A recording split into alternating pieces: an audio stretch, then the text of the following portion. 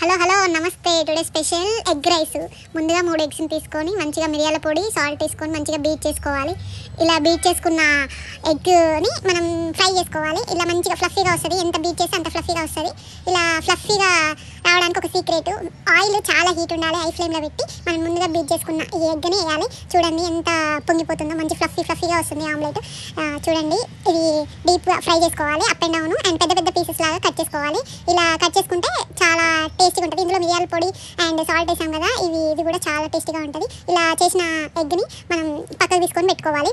ఇలా పక్కకు తీసుకున్నాక అదే కళాయిలో కొంచెం ఆయిల్, పచ్చిమిర్చి అండ్ పెద్దగా కట్ చేసుకున్న ఉల్లిపాయలు అండ్ కరివేపాకు వేసుకొని, ఇది కూడా కొంచెం మగ్గాక ఒక టమాటా వేసుకోవాలి. ఇది కూడా కొంచెం మగ్గాక అల్లం వెల్లుల్లి పేస్ట్, లైట్గా పసుపు వేసుకొని ఈ రైస్ని, ముందుగా ఉడకబెట్టుకున్న రైస్ని ఇందులో వేసుకోవాలి. తర్వాత మనకి తగినంత కారం అండ్ గరం మసాలా వేసుకొని మంచిగా పైన కారం మసాలా అండ్ కింద తాలింపు అనేది మంచిగా కలిసిపోయేటట్టు ఈ రైస్ని కలుపుకోవాలి. చూడండి ఎంత బాగా కలిసిపోయిందో. ఇలా పైకి కిందికి మంచి కలపాలి. ఇలా కలిపిన దాంట్లో మనం పక్కకు పెట్టుకున్న ఆమ్లెట్స్ని వేసుకొని దీనిపైన కొంచెం బిర్యానీ మసాలా వేసుకోండి. మీ దగ్గర లేకపోతే ధనియాల పొడి అండ్ కొత్తిమీర అలా వేసుకోండి.